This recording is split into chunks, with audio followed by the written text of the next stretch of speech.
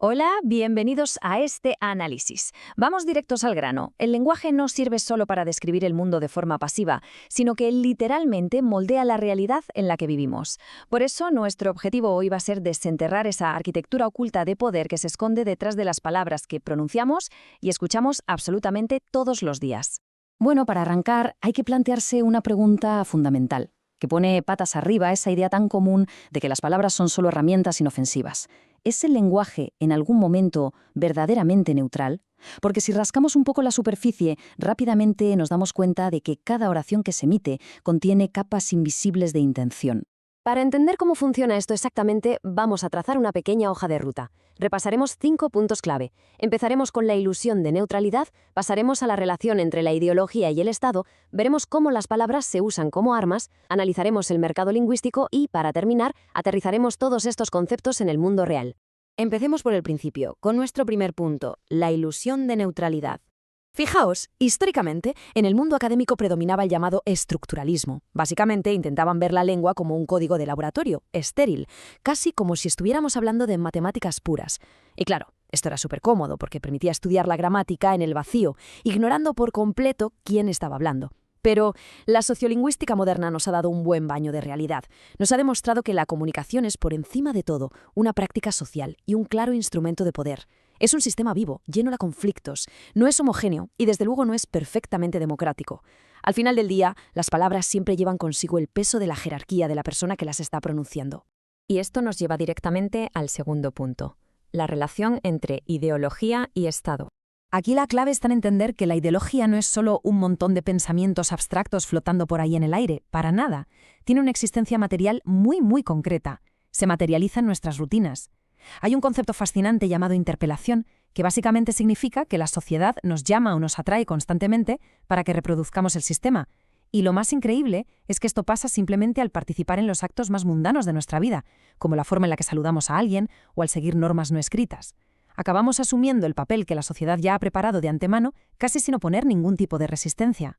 Lo que nos introduce de lleno en el concepto de los aparatos ideológicos de Estado, del filósofo francés Louis Althusser. Suena un poco complejo, pero la idea es brillante. Nos dice que el sistema dominante mantiene su control a través de instituciones cotidianas y aparentemente naturales, en lugar de sacar los tanques a la calle o usar la fuerza bruta. Pensemos en el sistema educativo, el sistema legal o las doctrinas religiosas. Al participar en ellos, la ciudadanía recibe un entrenamiento encubierto. El simple hecho de sentarse en un aula o seguir una norma civil ya está enseñando obediencia. De este modo, las condiciones para que el sistema perdure se reproducen solas, garantizando el orden existente sin necesidad de usar la fuerza física. Y ojo, porque esta maquinaria no se queda quieta, crea un bucle casi infinito. Funciona más o menos así. Primero, el Estado establece las normas fundamentales. Después, la sociedad interioriza esa ideología casi sin darse cuenta, asumiéndola como si fuera simple y puro sentido común.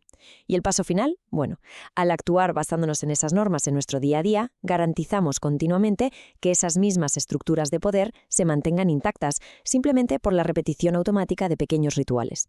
Es un sistema perfecto donde el control se disfraza de normalidad absoluta. Pasemos ahora a la sección 3 y veamos cómo esto se traduce en la práctica.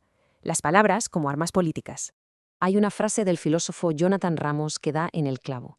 Aquel que define las palabras tiene la mitad de la batalla ganada. El que controla la premisa, controla la conclusión. Esta perspectiva es brutal porque convierte las palabras, literalmente, en balas en un campo de batalla. Nos enseña que definir los términos de un debate no es algo que se le deje inocentemente a un diccionario, es una maniobra totalmente estratégica. Quien logra imponer el significado de un concepto ya tiene el terreno allanado para asegurarse una victoria política. Si miramos la historia con un poco de objetividad, vemos que esto ha pasado siempre. Históricamente, los gobiernos han intentado regular el vocabulario para borrar ideas enteras del mapa. Pensemos en la Unión Soviética, o en ciertos periodos en México, donde usar la palabra Dios en la esfera pública podía acabar en una multa económica. Y hoy en día, aunque las formas cambien un poco, la estrategia sigue siendo la misma. En debates modernos sobre temas tan divisivos como el feminismo o el aborto, vemos cómo ciertos términos se despliegan para delimitar exactamente qué conclusiones sociales son aceptables y cuáles no. Lo mismo ocurre con etiquetas políticas como fascista. A menudo no se usan como descripciones conceptuales precisas, sino como herramientas puramente tácticas, ataques rápidos para descalificar al instante. Y si somos sinceros, esta dinámica de discurso es utilizada ampliamente por absolutamente todos los bandos políticos. Llegamos así al cuarto punto de nuestro desglose, el mercado lingüístico. Resulta que el capital lingüístico está íntimamente ligado al capital económico y comercial del mundo entero. Por eso, no es de extrañar que un idioma dominante, como el inglés, se trate casi como un fetiche global. Se percibe como la llave maestra indispensable para la prosperidad, los grandes negocios y el éxito profesional. Pero claro, en la otra cara de la moneda tenemos una desigualdad tremenda. Los dialectos regionales o las lenguas de comunidades minorizadas acaban siendo relegados, son empujados sistemáticamente hacia espacios marginales y pierden gran parte de su valor en este implacable mercado de los intercambios económicos. Y hay un caso actual súper curioso que ilustra esto a la perfección. Últimamente se habla muchísimo de implementar el lenguaje claro en la administración pública. Sobre el papel, la idea es ayudar a que la ciudadanía entienda leyes complejas, ¿verdad? Pues resulta que gran parte de esta iniciativa viene impulsada directamente por exigencias de entidades financieras globales, como el FMI o la OCDE. El objetivo real de fondo es estandarizar la información para que sea mucho más fácil y barato traducirla automáticamente usando máquinas, reduciendo así drásticamente los costes administrativos. Es una jugada económica de manual que de cara al gran público se presenta astutamente disfrazada de pura democratización e inclusión para todos. Como señala brillantemente el investigador José del Valle, la relación entre los lingüistas que adoptan una perspectiva política y las asociaciones profesionales es inherentemente conflictiva. Y tiene todo el sentido del mundo. Como el lenguaje mueve tantos intereses financieros, sacar a la luz todas estas desigualdades genera una fricción enorme. Si un lingüista demuestra que un dialecto marginado tiene exactamente la misma validez gramatical que el idioma estándar, está atacando directamente al valor de mercado del idioma dominante. Y por eso saltan chispas incluso dentro del mundo académico e institucional. Porque cuestionar cuál es el idioma correcto equivale básicamente a cuestionar quién ostenta realmente el poder. Lo que nos lleva al quinto y último apartado de hoy, el lenguaje en el mundo real. Para no quedarnos flotando solo en la teoría sociológica, tenemos que hablar de la lingüística funcional. Y es una rama fantástica porque abandona esa torre de marfil de la gramática puramente teórica y baja al barro. Estudia la comunicación allí donde las cosas importan de verdad, en hospitales, en tribunales de justicia, en las escuelas. Lo hace analizando cómo hablamos en contextos completamente naturales con un objetivo clarísimo: desentrañar los engranajes de la comunicación para resolver problemas humanos de altísima presión. De hecho, uno de los ejemplos más impactantes que encontramos en la investigación actual ocurre en la medicina. Analizando las conversaciones entre médicos y pacientes que se están sometiendo a quimioterapia, se descubrió que hacer pequeñísimos ajustes técnicos al hablar marca una diferencia colosal.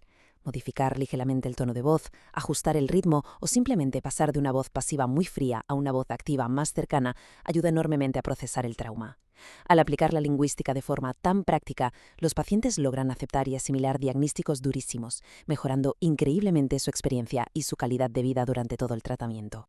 Para cerrar este análisis, merece la pena reflexionar un momento sobre esos campos de batalla invisibles que atravesamos a diario. La próxima vez que escuchemos un debate encendido en televisión o leamos una nueva ley, parémonos a pensar en esas fuerzas estructurales ocultas. ¿Quién está controlando realmente la premisa de las palabras que utiliza nuestra sociedad actual? Comprender todo este trasfondo es, sin lugar a dudas, el primer paso indispensable para dejar de ser simples espectadores y empezar a entender el inmenso mercado de las palabras en el que habitamos.